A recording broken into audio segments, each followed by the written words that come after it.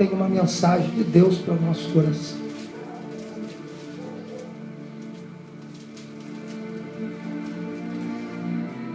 Gênesis capítulo de número 21. Quantos gostam de ler a Bíblia? Amém. Aleluia. Verso de número 1 diz assim: o Senhor visitou a Sara como havia dito, e fez o Senhor a Sara como tinha falado. Vamos lá. Verso de número 4. E circuncidou Abraão seu filho Isaque quando era da idade de 8 dias, como Deus lhe tinha ordenado. E era Abraão da idade de 100 anos, quando lhe nascera Isaque seu filho. E disse Sara: Deus me tem feito motivos para sorrir, e todos aqueles que ouver o menino comigo há de rir. Verso de número 8. E cresceu o menino e foi desmamado. Então fez Abraão um grande banquete no dia em que Isaque foi desmamado. E viu Sara que o filho de Agar, a egípcia, que esta tinha dado a Abraão, zombava. Disse a Abraão: deita fora esta serva e o seu filho, porque o filho desta serva não herdará ou não crescerá com o meu filho, com Isaque. Verso de número 12. Disse Deus a Abraão: não pareça mal aos teus olhos acerca do moço, acerca da tua serva. Em tudo que Sara te diz, ouve a sua voz, porque em Isaque será chamada a tua semente, mas também no filho desta serva farei uma grande nação, porquanto é tua semente. Então se levantou Abraão pela manhã de madrugada, tomou o pão e um odre de água e os deu a Agar, pondo-o sobre o seu ombro. Também lhe deu o menino e a despediu-a. E ela foi andando errante no deserto de Berseba. E consumida a água do odre, lançou o menino debaixo de uma das árvores.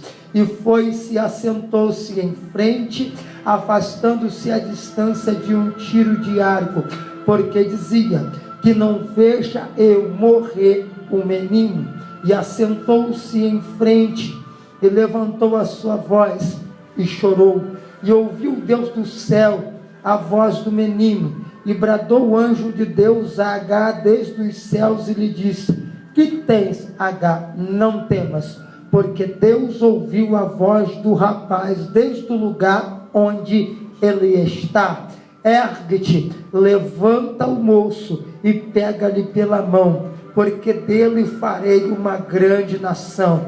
E abriu Deus os olhos e viu um poço de água, e foi-se, encheu o odre de água e deu de beber o moço. E era Deus com o moço, que cresceu e habitou no deserto, e foi flecheiro, e habitou no deserto de Parã. E sua mãe tomou-lhe mulher da terra do Egito. E você senta dizendo amém. Glória a Deus, aleluia. Redobre sua atenção para cá.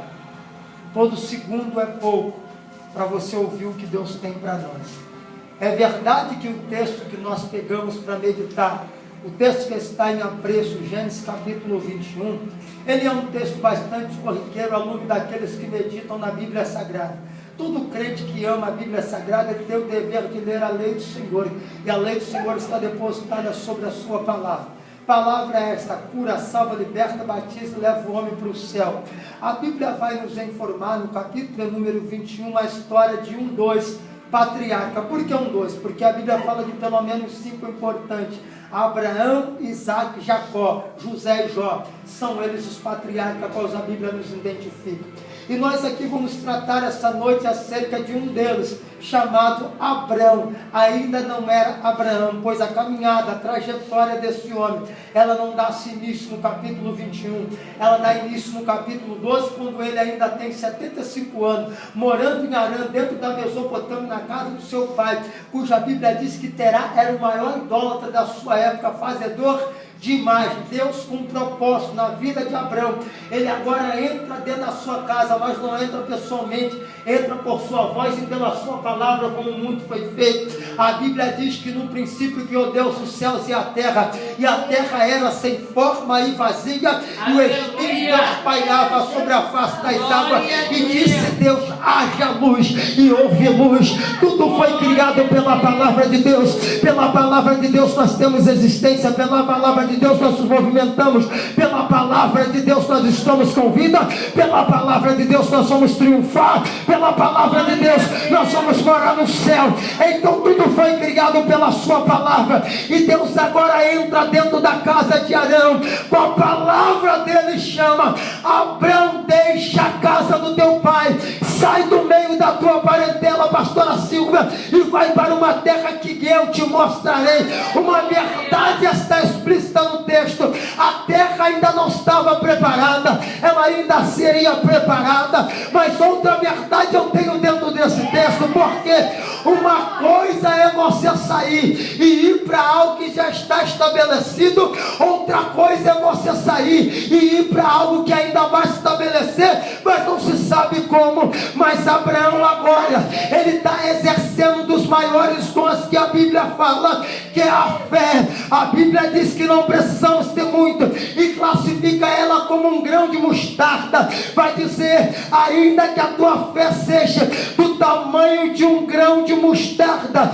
dirás a este monte: passa para lá, e ele vai ter que passar. Dirás a este morro: passa para lá, e ele vai ter que passar. É claro que isto não é uma verdade. Você não vai falar com o monte e ele vai sair do lugar. Isto era um provérbio que se dizia para explicar o poder que a fé tem de transformar o nada no tudo, o invisível no visível. E quem tem fé essa noite, acredita, porque Deus está aqui e também a sua palavra.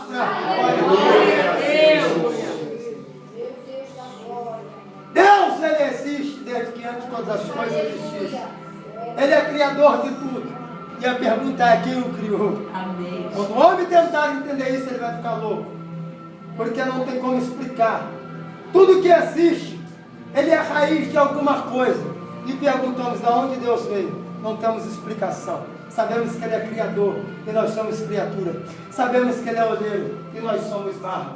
Ele diz: como barro na mão do olheiro sois vós na minha mão, ó casa de Israel. Aleluia. E a Bíblia vai dizer que Deus agora, ele chama Abrão. Abrão agora está na casa do seu pai, gozando de toda a mordomia, financeiramente falando, que o seu pai poderia lhe dar. Era fazendeiro, um homem muito rico. Então tudo que Abraão dependesse naquela época, faculdade, estudo, o que ele precisava, o pai podia dar, porque o pai tinha cacique. Mas um dia Abraão, ouvindo a voz de Deus, ele preferiu abrir mão de toda a riqueza do seu pai para andar em direção àquilo que Deus estava lhe falando. E quando eu olho para a palavra de Deus, eu vejo que este Abraão está exercendo uma fé sobrenatural. Por quê? E o que é uma fé sobrenatural? É uma fé que não se vê, mas se crê. É uma fé que não está vendo, mas está crendo que quem chamou vai fazer. E a igreja do século presente, ela tem sofrido muito porque não crê naquilo que Deus fala. Muitos de nós estamos querendo ver para crer, mas lendo a Bíblia Sagrada, eu descubro que a igreja, ela não foi chamada para ver nada. A igreja, ela não foi chamada e nem estabelecida para ver nada. Porque Jesus, falando acerca das bem-aventuranças, ele vai dizer: bem-aventurados sois vós que não viram, mas creram. Então a igreja, para viver, ela não tem que ver, ela tem que crer que Deus que fala, ele cumpre a promessa. E todos podem adorar a Deus essa noite. Você não está vendo, mas você pode crer que Deus está aqui essa noite e está liberando uma palavra para a minha vida e para a tua. E a palavra é de vitória, a palavra é de vitória.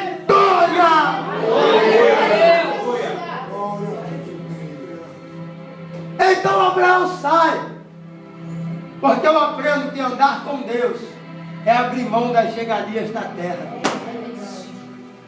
é abrir mão desse mundo.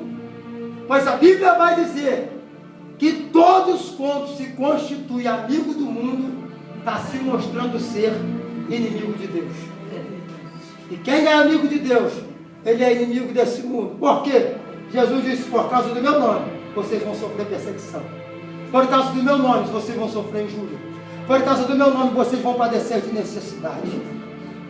O mundo nunca foi amigo da igreja. A igreja também não pode ser amigo do mundo. Digo no contexto, no âmbito espiritual, da questão da mistura. A igreja não pode andar misturada com o mundo. A igreja não pode fazer do mundo seu exemplo de vida. É o mundo que tem que olhar na igreja um exemplo para a sua vida. De contrapartida, alguns não fazem isso. Mas Abraão entende que aquele momento era o momento dele abrir mão da riqueza do pai para andar em direção à voz de Deus. Porque ele não está vendo nada, mas ele está crendo que ele chama vai garantir a sua caminhada. Aleluia. A Bíblia diz que agora então ele deixa a casa do seu pai. Eu pergunto a você, será que hoje, se Deus te chamasse e mandasse você abandonar tudo que você tem, que lhe daria um lugar, proporcionaria algo para você, sem você ver, você sairia? Você deixaria? Hã?